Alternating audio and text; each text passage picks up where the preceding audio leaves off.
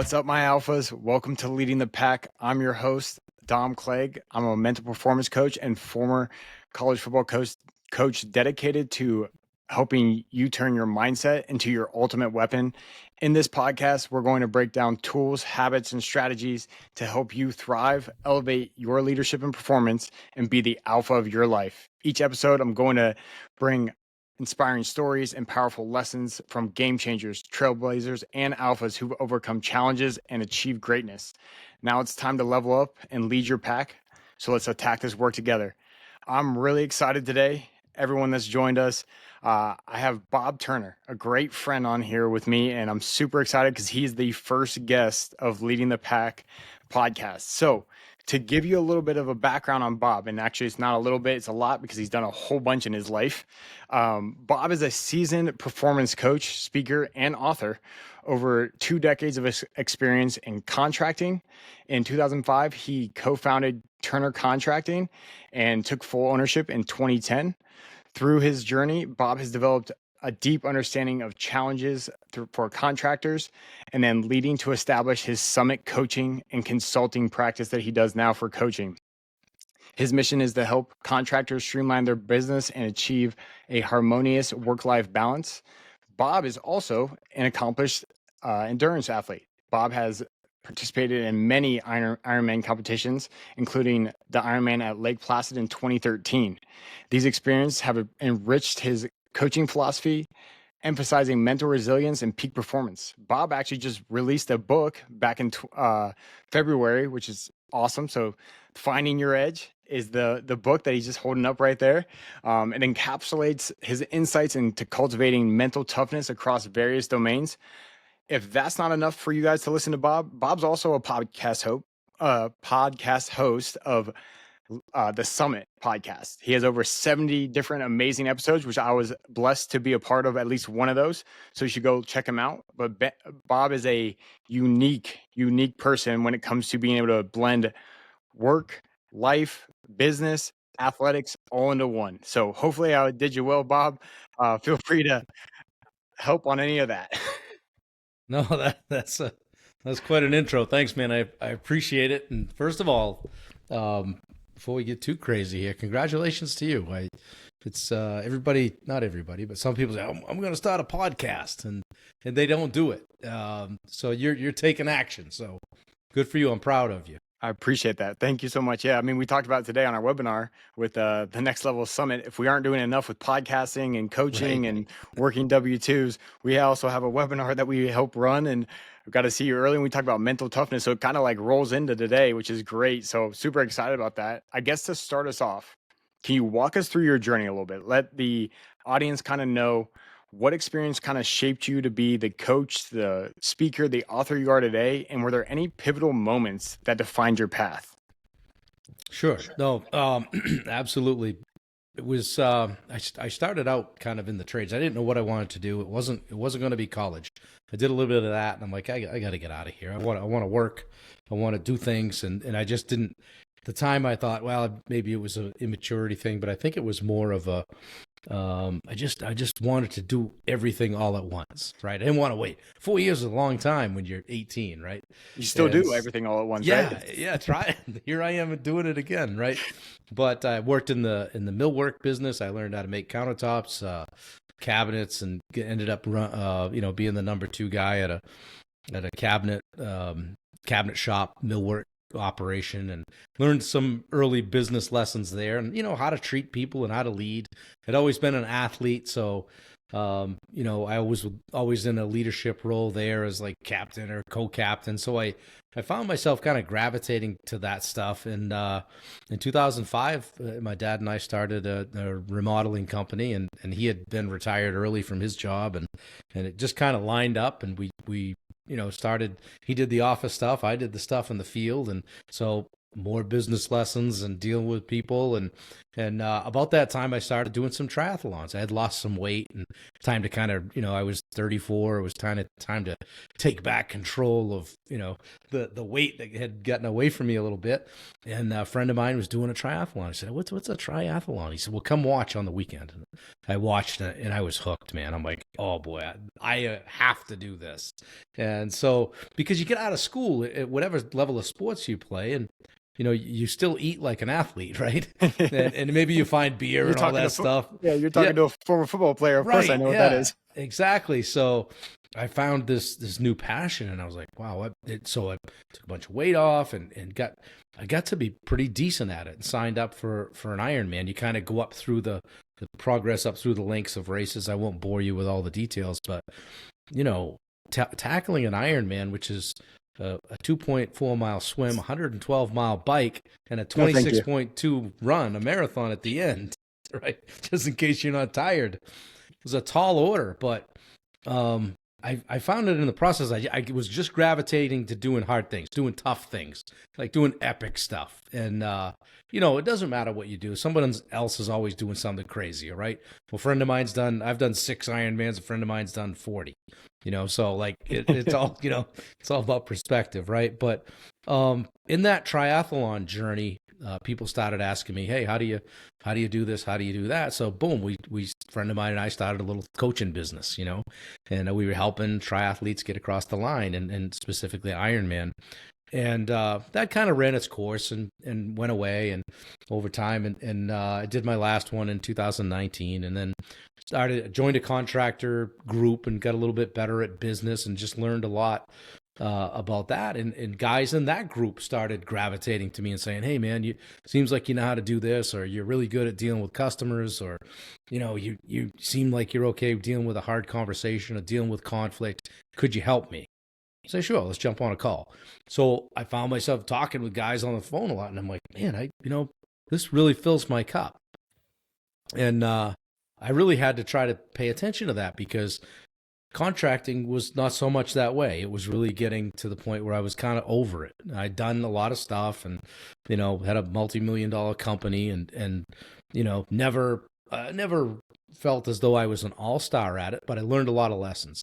Made a lot of mistakes, paid my way, So I felt like I had the arrows in the quiver to be able to help people do better at contracting in life. And that's kind of how it came about. In 2023, I said, okay, I'm jumping back into the coaching business, and now it's year 3 of coaching, and I'm going full time with that, and moving right out of contracting entirely. And then someone said to me, there's a book. There's at least one book in each one. Let's add more to your plate, right? Let's add more. And I said to the guy, I'm like, well, I don't have a story, I wasn't like abused as a child, or I didn't try to take my own life, or and he's like, no, everybody's got a story. You have a story. And so I started thinking about it, and I'm like, okay. And it was about that time I met with Ben Newman, and he said, there's an edge to everything you say. I can hear it in your voice, how passionate you are about stuff. And he goes, the edge. He goes, you ought to do something with that. So did you do something with it? Yeah. I'm an implementer. And, here we are a year and a half later. We've got the book. We've done some events called The Edge Live, where we've done personal and business development. So I'm doing a lot of things, and I'm having a blast. I'm 55. I'll be 56 this year. And I kind of feel like I'm a little bit late to the game. But I just feel like I'm just getting started. So yeah, I'm having a blast. That's awesome. Like, it's the idea of having so much wisdom, but you feel like you're just starting, which is so cool. Yeah. So I feel some people, they say if you have a gift, right? They say if you have a gift, you almost have an obligation to share it. And I feel like my gift is the example that I am to others, and how I can help people. I want to, as we always say, come from a place of service, right? Yeah. Which touching on that, I was actually going to dive into something else, but I loved how you talked about when you were in the mill business, and then in contracting, and then you started the coaching business that wasn't really a business, more of like, I guess, a hobby before it truly was a business, right? And then because you were talking to contractors all the time, and the triathletes. Yeah. Talk to us about how important it is to be about people and not necessarily always about money. I want to know your take on that. Yeah. 2 things. So when I was at the millwork business, the guy fired the guy that ran the shop. So And he came to me and said, I want you to go run the shop. I said, I don't know how to build what those guys are building. He said, I know, but you know how to deal with people, and you know how to deal with people and you know how to build a team. So I went downstairs and said, hey, listen, I don't know how to do what you guys do, but we're going to be a team. We're going to be a family. I'm going to get you what you need to be able to do your job. Right. And we went from 2.5 million to 5 million in 2 years, and we only added one person. So, and that just comes down to how you treat people. I roll up my sleeves and go to work with them. If we had to work extra, I would just do it with them. I wasn't going to get in my truck and go home. So you guys might have lock up when you leave. We took care of them. So, and the other thing, it's like, what is it? Was it Zig Ziglar that said, help enough people get what they want and you'll eventually get what you want, something like that. And I didn't know that quote at the time. I just said, I might have heard somebody say, come from a place of service. And I just started helping people and wasn't looking to get paid. Hey, how much can I get paid? How much can I make for this? I've always probably been guilty of giving of my time and not necessarily knowing why. And I would encourage somebody, if they just feel that in their heart to do that, then just do it. The rest of the stuff will take care of itself, and you'll just get led to where you're eventually supposed to go. And it hasn't been all a bowl of cherries, right? We're both kind of doing the same thing, and there's some ups and downs, and it's straight up work at times. Yeah. But you have to be willing to do what others won't, so you can have what others can't. Yeah. So I love that, because I feel like I keep finding myself banging my head against I do need more money, but I love being able to just help people. And if that means that for now I'm not making money from it, sounds great, because at least I'm impacting the world, right? At least when I would die, right, it wouldn't be a bunch of people there that it's because I gave them a bunch of money. It's because I gave them my time. I gave them my heart. I gave them everything I could to help them. And I think 100%. that's huge. And I think finding that purpose in your life is, if you can find something like that to help you, it'll drive you more than money ever will. Well, and I get to a point too where, you're younger, a lot younger than me, but you get to 45, 50 and you start looking around going, okay, we're not going to be here forever. And I just wanted more. I think I just wanted more of a legacy. I wanted to, you picture, think forward to, hey, the day that they lay you to rest, and who's at your funeral? Yeah. Wasn't going to be all the people whose bathrooms I remodeled. I wanted to be the people who said, you know what, because Bob believed in me and Bob challenged me and Bob didn't buy my BS, I was able to do this, this, and this, and he helped me in life and changed my life or changed my business. That gets me out of bed in the morning. Yeah, and even just Bob was there and gave me his time, right? Not even like, you may not have had the best advice for them, but you gave them your time, which we all know now is like super valuable. So I had a guy last week. He'd been on my morning live repeatedly, right? And a few days I didn't see him, and I noticed that stuff, right? And so I just texted him, as I knew who he was, and I texted him. I said, I just wrote wellness check, and he wrote back and he goes, dude, I don't know, how did you know I needed to hear from you? I said, I hadn't seen you in a few days and I noticed that stuff. Are you okay? He goes, honestly, no. And he goes, my business and this and my life and this. And I said, hit me up at 3:00. Let's talk. And we talked for an hour. And, like, to my point about being able to do something and not need to get paid for it, at the end of the call, I said, what are you doing next Thursday at 3:00? He said, nothing. I said, put it on your schedule. I'm coming back. He's like, man, I said, you need some help? I'm going to give you some help. That's why I'm in this business, And hey, if that turns into a formal coaching relationship in a month or two, so be it. And if it doesn't, then you need help and I helped you. And he wrote a long post on Facebook about it. And it was kind of neat. And, I'm like, my daughter sees that stuff. Yeah. And to me, like, that's the measure of a person. So, that's the legacy. It may never equal 1 cent, but that's not why I got in the business. I think that's crucial for a lot of young people. I mean, I know I'm young comparatively to you, younger, I guess. Sure. But like, the idea of, I'm not getting into this just so I can make money. I'm getting in this so that when I die, that there's an actual legacy of beyond whatever I'm doing. And I think that's kind of cool to lead into. Like, you saw that he was not there. most people would never even notice. They would just keep going about their life. But I think that goes back to finding your edge, right? You have Yeah, that edge of detail. So I want you to kind of talk about how you've been able to kind of find that edge, bring some mental toughness, and how you've been able to develop that over time. great question.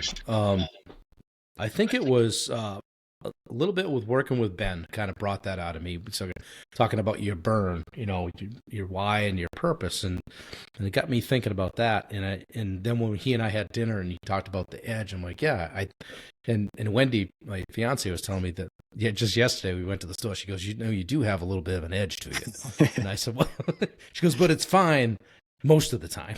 And I said, okay. And I said, yeah, but you know that, if you're one of my people, I'm going to take care of you. And if you mess with my people, I'm coming for you, so to speak. Right. But when I first came up, said, okay, I got to define this edge thing. And it boils down to this. It's where do you go when the proverbial shit hits the fan? What's your go-to? And how do you show up differently than someone else? And what do you bring to the table that others don't? That's the best way I can describe it. If you can dive into those questions, and it might take you a while, and it might change, but mine settled on the example that I am to others, because everything starts there, right? If you're not walking the walk, if you're in the personal development world, business development world, and you're not walking the walk, then you're a fraud. Absolutely. And I'll come right out and say to people, hey man, today on our live, we're talking about, the standard and the commitments you keep to yourself. But I'm going to be honest, I've struggled lately. And in a way, it humanizes me. And they say, wow, okay, Bob's just not another one of those guys that's sitting up there thinking he's got it all figured out. Because I don't. I'll talk about, today we talked about accountability. And I'm like, hey, when I was doing the Ironman thing, I still needed some accountability. I was still meeting with a nutrition coach because that's what I needed. And I think that's part of finding your edge too, is knowing what you need and being able to put it in place. And not running from it, and just continuing to, just like an edge of a knife or anything like that, it's got to be sharpened now and then. And we're all a work in progress. That's awesome. I think I loved you got to find the edge, which is almost like that it factor for you, right? It's not just like an it factor for everybody, what they would consider, but for your own personal it factor, which I think is really cool. And then you also have like layers to that, right? Yeah. The idea of like, oh, I know I need to sharpen my edge, so I'm going to get some help from this person because I don't know everything. Right. And I'm going to sharpen that edge some more by being able to understand if I'm authentically me, that's going to be able to help someone else. And I'm also going to make myself better. Right. So it's like the twofold of that. And I think that's so true, to be able to look at yourself and see, I'm not perfect, but I'm still figuring it out like everybody else. And that's how they can relate to me. Yeah. And I think that, I still have a mindset coach. I meet with him, every other week. And I still am in Ben's community, getting better, getting in rooms with where people want you to win, I was going to say something, but I lost my train of thought. So there's that. Oh, you're human? Oh, yeah. Yeah, you're human? All right. I thought you were a robot, just Bob. Come on and tell you. Rather than BS for a minute, I'm like, yeah, shit, I just forgot what I was going to say there. That's awesome. I did want to dive into, because I truly think it's super impressive, because being a football guy, I like to run sprints. I like to lift weights, but you tell me I need to go run a mile. Like, now I've been pushing myself, to be honest. I push myself to run farther because I know it mentally helps me decompress. It also mentally makes me tougher. But like, you've run multiple Ironman. You swim farther than I normally want to run. You bike longer than I've probably ever biked in my whole entire life. But like, what is the like required discipline and resilience that you're able to build? And then how can you help bring that to other people, not necessarily just athletes, but also like business professionals? Right. I would say resilience first. You have to be resilient. You have to be durable, because you're going to put your body through a lot of training.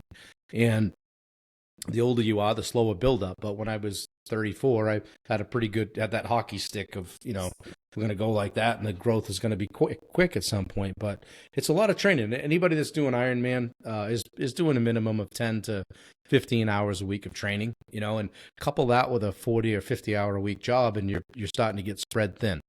But you're doing all the disciplines. I was swimming 3 times a week, running 4 times a week, biking 3 times a week.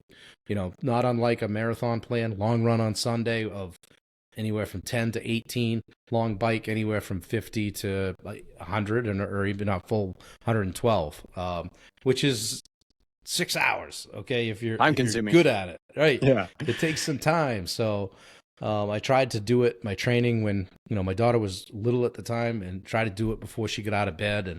And, I remember one time I had ridden 104 miles. I left the house at 4:45 a.m., rode 104 miles, sitting there drinking a coffee at the table. And my wife at the time said, she came down, she says, she just gotten up. She says, you going for a bike ride today? I said, no, I've already been. You want to go to the beach? Actually I am. I just finished.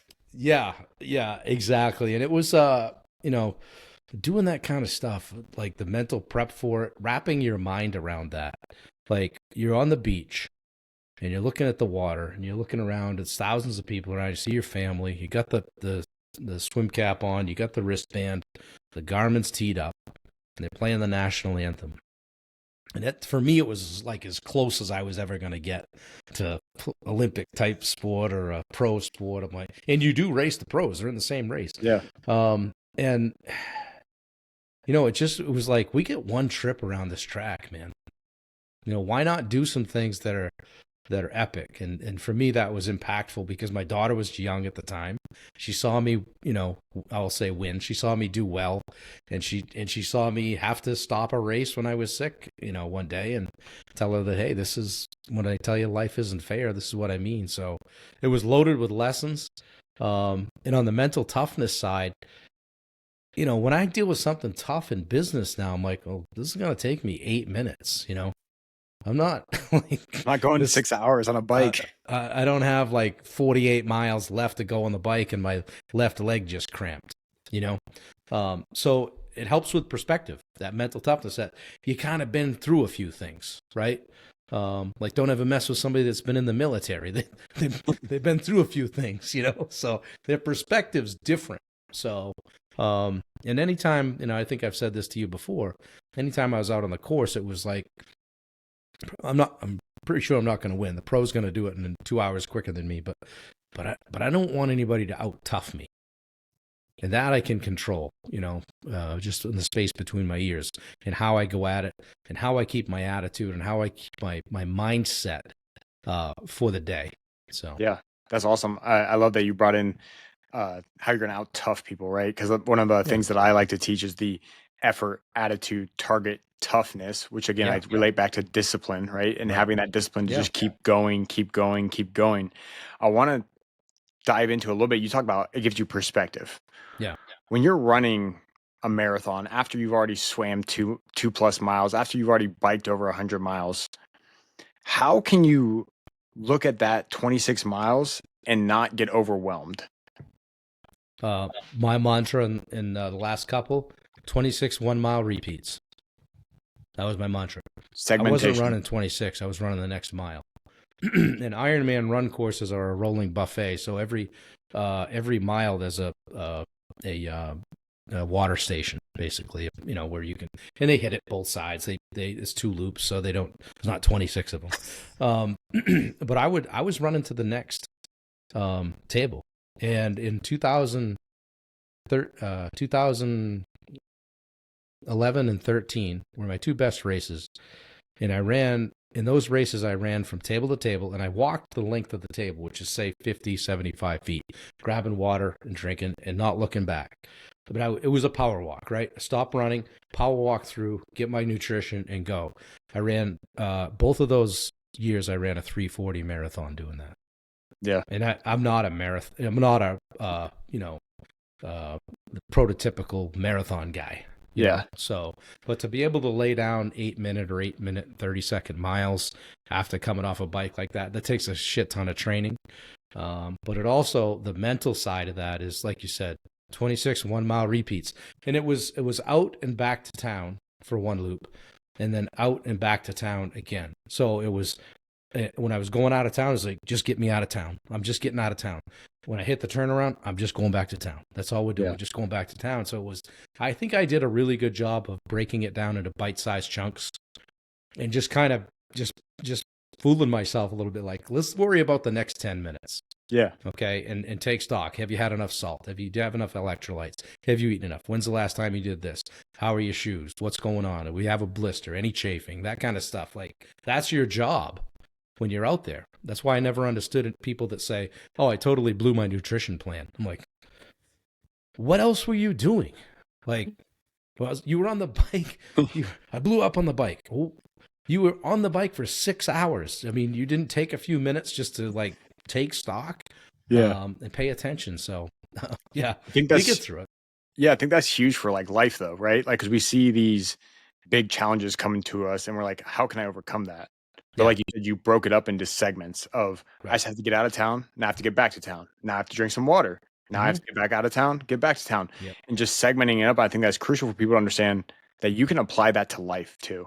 It's Right. not just in athletics or business that you segment things up. If you have a big thing coming up, big event, segment it up. If you have something that seems like you can't overcome it, make sure you break it down into segments you can overcome. Right.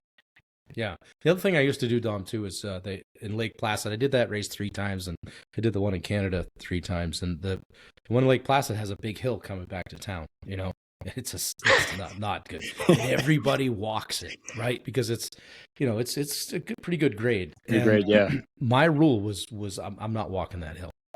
There's thousands of people lined in the sides of the race course. I'm going to give them something to cheer about. I can recover on the other side of the hill, but the mental boost that I would get from running by everybody I wasn't sprinting. I was just chugging up the hill. But there's a difference between that and walking. And I was like, we don't walk the hill. We're not Yeah. walking this hill. And in three of those races, I never walked a step on that hill. And it took a minute to recover afterwards, but the mental boost I got from that. So, like, same thing in life. Run the hills. Run Yeah. the hills. Find out where other people are going short, where they're not willing to go the extra mile. No pun intended. Yeah, finding that edge, right? Finding your Yeah. edge. Your edge was Yeah. the hill. Right. And then just put it right in their mug. I think that's awesome because like it's like almost like setting a standard for yourself, right? You're Yeah. running this long race Mhm. of different obstacles of whether it's swimming, biking, whatever, but Yep. you're like, this is my standard. I'm not walking this hill. Yeah. How can you relate that to now with setting standards in your daily life, whether it's personal, professional, whatever they are? I think it just generally helps you raise the bar, right? Like we all have a bar, wherever it is, and for things that we, the level that we operate, right? And I'm always trying to raise it. If I do this on this level, I'd like to do it again next year, but do it a little bit better, whether it's business or, hey, if you go run a 5K and it takes you 25 minutes, maybe we want to run it in 24 minutes next time. It's just that. So I think it just helps shape your perspective overall. And I don't know if you can teach that, or you can learn to teach that. I think to some degree people have it or they don't. They got that little fire in their belly, that the edge, so to speak. But I think a lot of people can go a lot harder than they do in life, business, and sport. Yeah. It's finding that next level, right? Like we talk Yeah. about with Ben all the time of just being able to have those disciplines to find that next level. Well, Mhm. I want to dive into, because I think this is super important. First book out, right? Yeah. Most people think about writing a book and like seems like the triathlon, right? It's Right. forever. It's going to take me forever to do this. I don't know if I Yeah. could do it. I don't know if I'm tough enough. Don't know if I'm smart enough, whatever it is. But like being able to develop that book and put things into it. Talk to me about that process. It was, yeah, like I said, they say everybody's got at least one book in them. But once I started thinking about it, I've always felt like I had a little bit more to give, something to say, something to add. And maybe that's part of, getting a little bit older. You turn around and you want to help that next person up a little bit. And I think that's probably what this is. My mother always jokes that, I say, I didn't go to college. She said, well, you did. It just cost you a lot more money and you had to spend a lot more years in business to get your college education. But, as I look at this, my dad said, he goes, that book's a great way for somebody to get to know you and your philosophy. So, I tend to write how I speak, and I'm from the Northeast. So you hear that Maine accent sometimes, but, what I learned is, and I kind of went into it, I'm going to write a book. I'm a good writer. Everybody's always said I'm a good writer, right?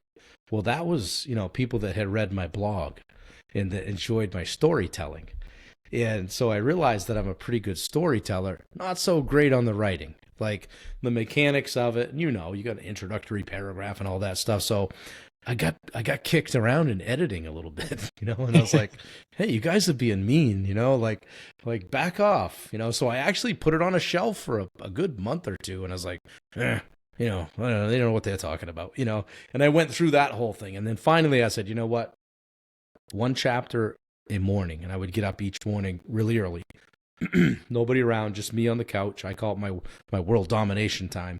And I'd get there and I'd say, we're going to edit this one chapter. I'm going to respond to all the notes and all the critiques, which took a while because there were a lot.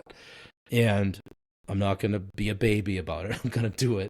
And that's how I got it done. And I did it in kind of a unique way where you speak the book in a couple of 3-hour recording sessions. And then they edit that manuscript, give it back to you. You go through the editing process. So it's a lot of work, but at least I wasn't sitting down there like at the prototypical typing the whole time. The doing that and ripping the sheets out and starting over. But it did make me really have to organize my thoughts. And one of the things that they said was, hey, I see how this happened, but tell me more about that. You're kind of all over the place with your story. So I had to really work to do some that, and writing a book too will also make you wonder really, the extent you want to tell some stories, right? Yeah. Like, I don't need to say that guy's name, like somebody did me wrong in a certain situation, but I wanted to be able to show the lesson, but I didn't necessarily feel as though I need to say who taught it to me. If it was something that cost me some headspace, but I really enjoyed it. Probably will do it again. But they said, this is a 90-day process. It was more like a 9-month process, entirely my fault. But that's okay. It wasn't a 9-year process, Yeah. And it takes as long as it takes, right? To get a good product out there, and you didn't want to put something that wasn't a good product out there. Yeah, exactly. And you always worry about that. You like, at some point it's like, what is that? 100% done's better than 80% perfect, or whatever that saying is, right? Yeah. It's done. It's out there. There's things I would change, but it's getting good reviews and people have enjoyed it. And the way I look at it, if I help one person with something, then definitely was worth it. It gives me something where, let's say, hey, you called me, I want to talk about some coaching. Hey, Dom, I enjoyed chatting with you. Send you a book. Here's a book. Grab it. Let me know if you want to get back together. So it could be a marketing tool too. So, yeah, for sure. That's awesome. Yeah. Well, I have a bunch of other questions, but my thing is, I feel like we should save it for another time. So I'm going to encourage the listeners that they're just have to tune back in to learn more about Bob Turner, because as we wrap up, I want you to kind of just talk me through anything that we kind of missed or you want to hit on before we wrap up here and go from there. Well, I would say, first of all, thanks for the opportunity. And I'm honored to be the first guest on your podcast. And I'm glad to see you doing it. Like I said, a lot of people say, I'm going to start a podcast. There's a little bit to it and getting it figured out. And I think I said to you, dude, if I could figure out how to get the Podbean tied to the Apple Podcasts, you can do it. So, so good for you. I hope you do a lot of it and you enjoy it. And I would say this, just have a conversation with people, just have a conversation. I interviewed a guy named Mike Claudio. He's a business coach, contractor coach. And I was, before the podcast, was saying, hey, Mike, I'm all set up. I said, I got a bunch of notes and questions for you. And he goes, dude, why don't you throw those in the trash and let's just have a conversation. I said, okay, fair enough. We had a blast, so sometimes it's just, just having a conversation, having some fun, getting to know one another and do that kind of thing. And I guess I would leave people with this that took the time to listen to this. Do the thing. Do the thing. Don't put it off. It's a short trip we're on. I always ask people on my podcast, hey, what do you want people to know? What do you want people to know? I guess I would say this, is you deserve a seat at the table. You deserve a seat at the table. You can do whatever you want to do in life if you put your mind to it. I'm not a guy you should be talking to if you want a reason to not do something. So, and I would say you'll put the contact stuff in the notes, I'm sure. Yep. But anybody that would love to chat with me, like to chat with me, I'd love to chat with you. I usually offer a free 30-minute strategy call in the spirit of coming from a place of service. If somebody thinks, hey, I kind of like listening to what Bob had to say, he sounds like an all right dude. I'm having some struggles with X, Y, and Z. You don't have to be a contractor. You don't even have to be an entrepreneur, but those are the people I help the most: business owners, entrepreneurs, contractors struggling with business and life. So, and now it's author Bob Turner. By the way, number one best-selling Amazon. Yes, I should have thrown that in there. That's my fault. Right? Yeah. Bio. Hey, I'm like, wow, that's pretty cool. I get to talk trash with my friends. So anyway, Awesome. Yes, Bob, I appreciate it so much. good times, man. I actually did that today with the conversation. I had like a billion different questions, and I'm threw like pretty much all of them out the window, and just was like, we're gonna just talk. So just keep putting the ball on the tee. That's what I would tell people. You're just gonna keep putting it on the tee, and you hit it out of the park. Go for it. It's a good time. Yeah, love it. Well, thank you everybody for joining leading the pack. I hope you enjoyed learning from Bob. Like I said, we're gonna have him back on. He is going to keep making impact in this world. So just keep tuning in. He'll be back on another one. Don't forget to subscribe so you don't miss out. Leave a review if you love this episode, which I hope you did, and share with anybody that needs help to attack the work in front of them. Like we talked about before, if you want to work with me directly or you want to work with Bob, all that's going to be down in the description. So you'll be able to reach out to either one of us so that we can help you get to your next level. And the plan is to continue keep bringing on high performers like Bob, just to help encourage you guys and inspire you and help you to be your very best, get to the next level of your performance. And until we can bring on another guest, stay hungry, keep leading your pack. Now go attack the work.